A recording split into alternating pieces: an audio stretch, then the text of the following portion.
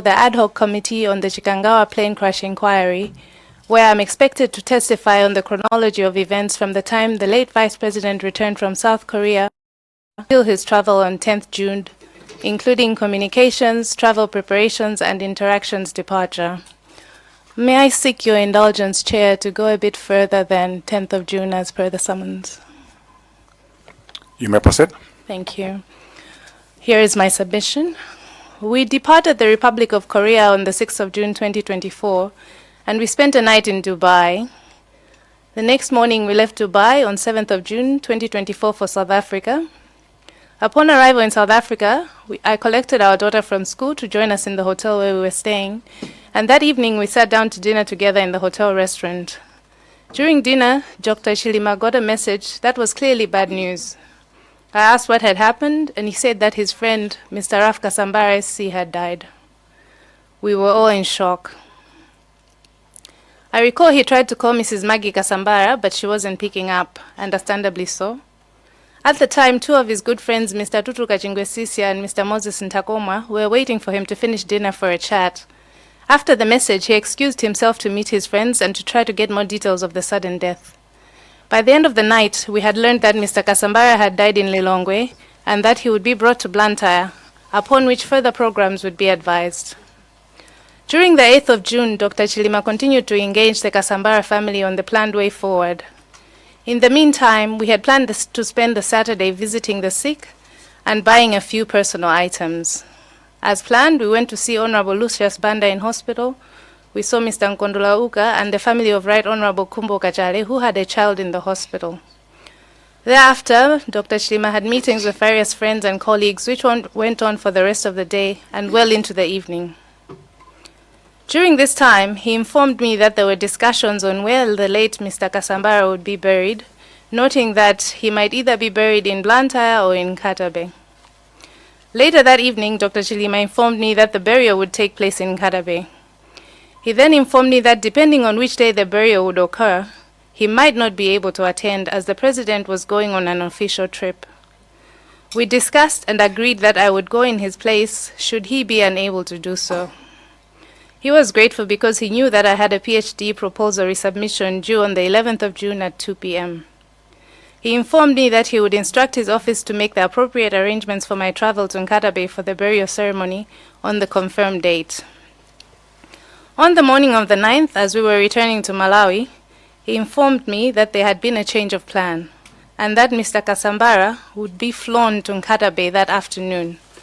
He further informed me that it would no longer be necessary for me to go to the burial ceremony in Nkatabe, as we would meet Mrs. Maggie Kasambara and the family at the Chileka airport and offer our condolences there. Seeing how tired we all were, this seemed to be the most feasible plan. He said we would later plan a trip to Blantyre to condole them properly upon their return from Nkatabe, and I agreed. We landed at Chileka Airport, possibly around 2:30 p.m., expecting to find the funeral entourage already there, but unfortunately, they were late. We were assured that they were on their way, but sadly, the call to reboard the plane to Lilongwe came before they arrived.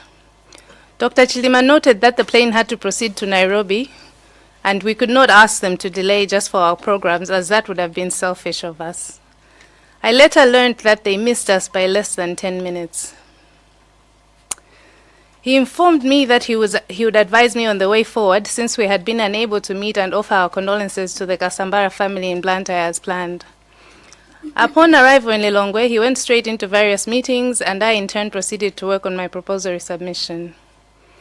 At some point, he informed me that some of his lawyer friends had stated that Dr. Kasambara needed to be buried in person. Dr. Chilima was upset by this comment because he felt like it was unfair to expect him to attend under the circumstances. He expressed frustration at the expectation for him to attend the funeral in Nkatabe as well as the presidential send-off in Lilongwe. I was therefore surprised when later he informed me that he would go to the funeral. I asked how, and he said that the presidential program had changed from a 1 p.m. departure to a 5 p.m. departure, making it more feasible for him to attend both. He explained that we would depart by plane at 9 a.m. the next morning and arrive in Zuzu by 10 a.m., then plan to be at the funeral latest by 11 a.m.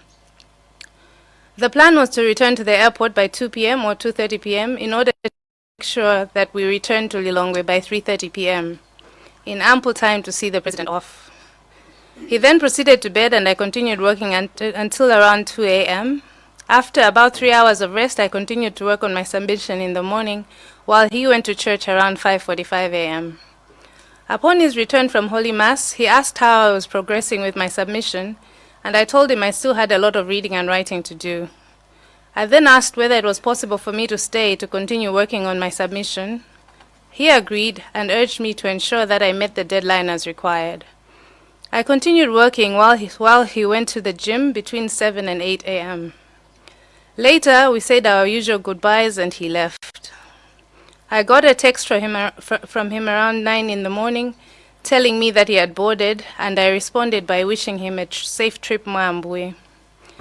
I continued working and at around 10:30 a.m. I texted him to check if he had arrived, but he did not respond, which was strange because he would normally tell me when he landed. Since he was attending a public event, I took a break to watch the funeral online, hoping I would see him, but I did not.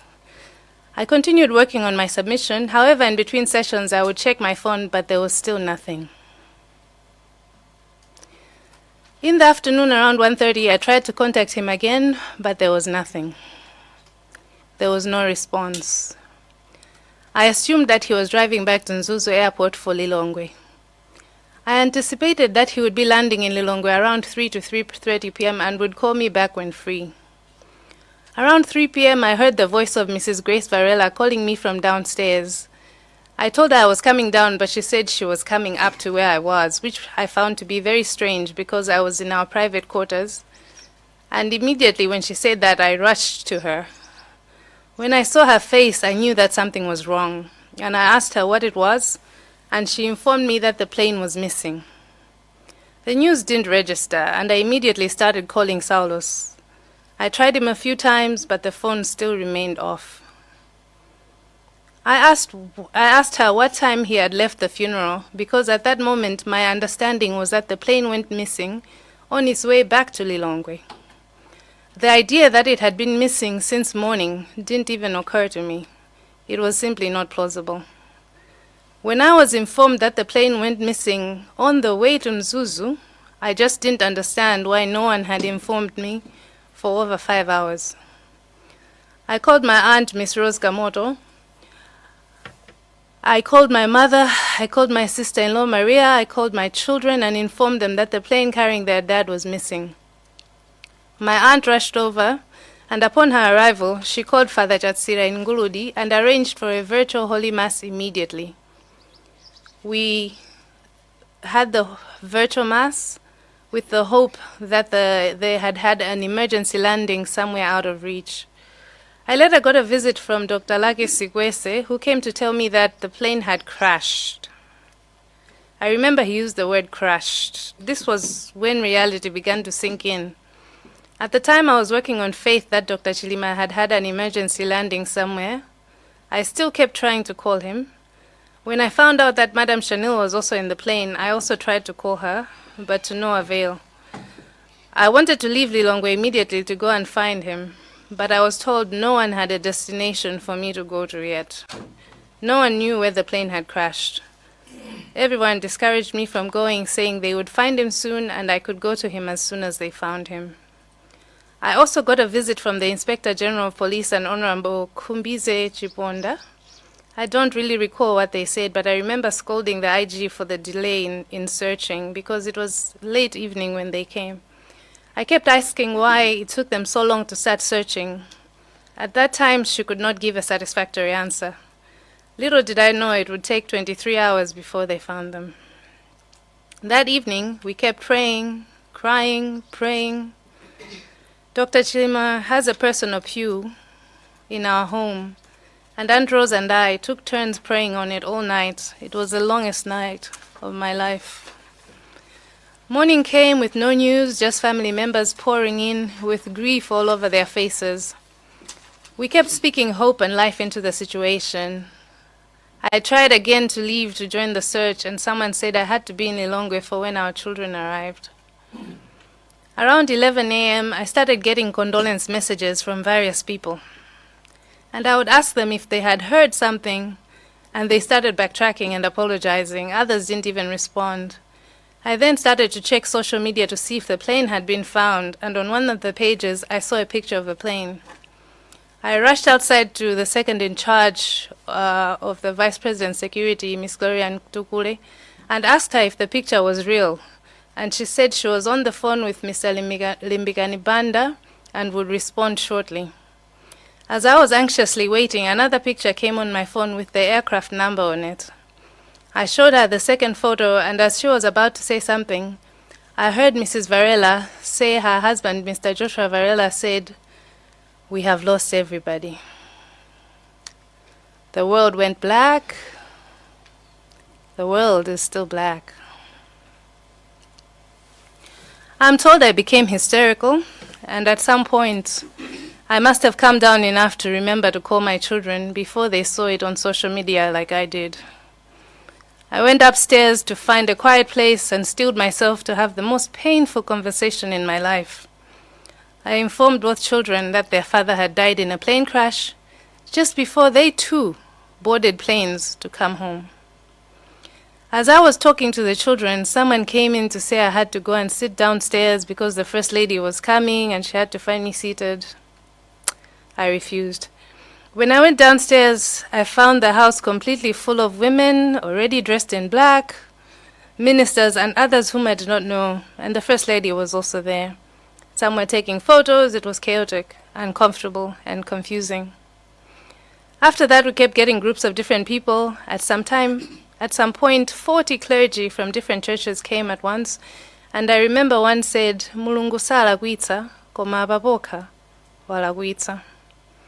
We kept getting people coming to the private residence until someone made a decision to have everyone congregate at the Area 12 residence to give us a little room to grieve. I was very anxious about my children who were both flying that day. But I still wanted to go to Chikangawa. But I was told that the bodies would be flown to Kia. And when I said I wanted to go to Kia, I was told no, because the president wasn't going to be at Kia. Later in the evening, we were rushed to leave because we were told that the former president was going to go to the airport after all, and we had to rush to arrive before him. We arrived at Kia. I remember seeing the big helicopters and thinking, where were they yesterday? After the planes landed, I saw body bags being moved into different medical vehicles. I was told to drive behind the car carrying Saulos, but I refused, and I insisted on going with him in the ambulance that took him to the mortuary. He was in a white bag in the back. I couldn't accept that this bag I was looking at was my Saulos. I really don't remember much after that. Since he had left on the morning of Monday, 10th June, I was only allowed to see him on Thursday, the 13th of June, around 7 a.m. at the mortuary. I was told to prepare myself because he was hurt. I went in not knowing what to expect, but I had to be strong for my children, and we were grateful that we were finally able to see him again. That morning, he was supposed to have his final Mass at St. Patrick's Parish at a set time, but Mass was delayed by close to 2 hours due to the late arrival of the former president. This hurt because Saulos was never late for Mass. On the 15th, we left the Area 12 residence to go to Parliament for a public viewing ceremony, and on the 16th, we had the stadium funeral ceremony. I was still in a state of shock and confusion. We left Fonsipe, and as we were driving through the city, people were mourning and throwing flowers at the hearse. But after leaving Lilongwe, crowds were demanding that we stop, and eventually they started stoning the convoy. Several times we almost collided into each other on the high-speed convoy. We were clearly given inadequate protection, and in response, our personal protection team had to radio ahead to district police urging them to help us along the way in providing additional security all the way to Nsipe. Unfortunately, due to the violence of the people along the way, the coffin was dented with stones. Our car windows, some of them had been shattered, and my children and I were traumatized beyond belief. I honestly thought that we too were going to die that day. Later I learned that some innocent souls died from this senseless violence. May their souls rest in peace. On 17th of June 2024, we committed our beloved Dr. Saulos Chilima to his final resting place in Nsipe. Such were the events between 6th and 17th 6th and 17th of June 2024 to my best recollection. For the interest of time and in relation to my sermon's Honorable Chair, allow me to pause here. Thank you. May I request that we observe 1 minute silence, if we can all stand up.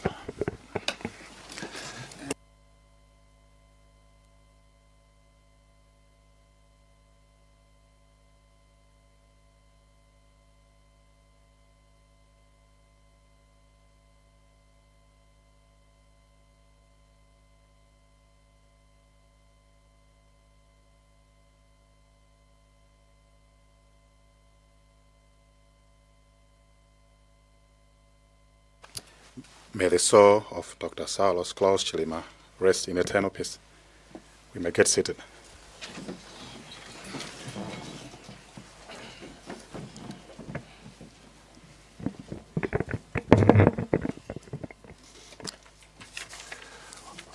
We appreciate your presentation, which is very touching and moving at the same time.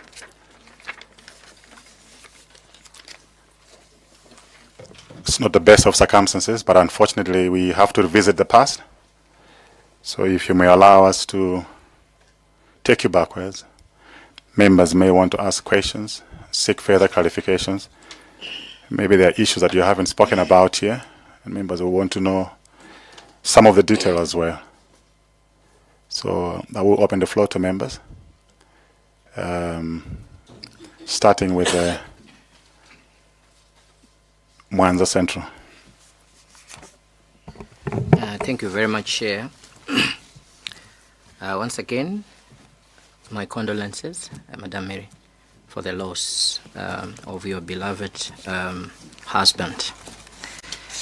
I just want to confirm a few things with you. In your statement, you have said that at 3 p.m. you heard a voice of Mrs. Grace Varela downstairs, and at that time you had not been informed about the missing plane. So I just want you to confirm if that is correct. That is correct. Thank you.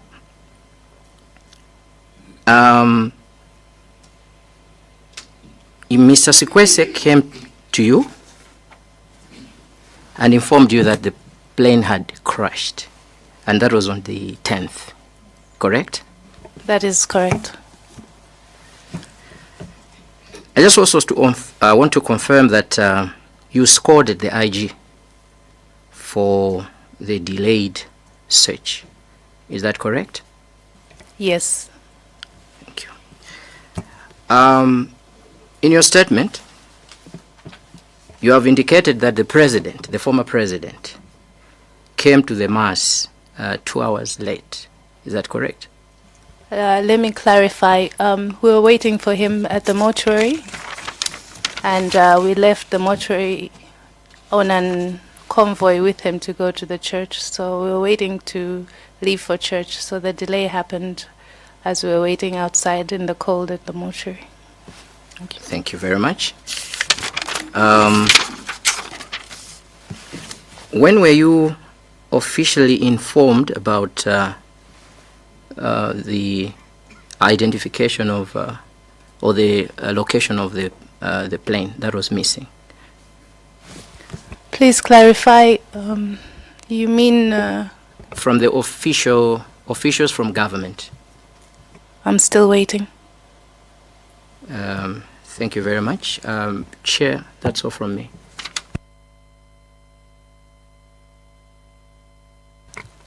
Nkadabe North, then we go to Doa Kasangazi, and then Lilonge Mudi. No, thank you, Chair, for giving people Nkadabe North to ask a question. First of all, I'll send my condolences to Madam Chilima for the loss of our Vice President. Basically, I'll go through the same of my colleague who was good, but I'll need an answer from there. That on page 3, you have said, or you have expressed that I later got a visit from Dr. Lakesi Kwese, who came to tell you that the plane had crashed. Can you remember it was at what time? I think it was around 4, if I'm not mistaken. PM? 4 p.m. Yeah, I can't recall the exact time. But at least 4 p.m. Yeah, it's somewhere definitely there. after 3, but closer to 4. Second question is again the down paragraph. You say that I also got a visit from the Inspector General of Police and the Honorable Kombize Chiponda. I don't recall what they said, but I remember scolding the IG for the delay in the searching. I kept asking why it took them so long to start the searching at the time. Up to now, they didn't give. Did they give you any reason why did they delay for the search? I haven't met them since that day, so no. Aside from the reports that are public, no. Thank you, Chair. Doa Kasangazi. Zikomo kwambiri Chair. Poyambirira ndi joine inu Chair komanso azanga onse amene apereka uthenga opepesa kwa maichi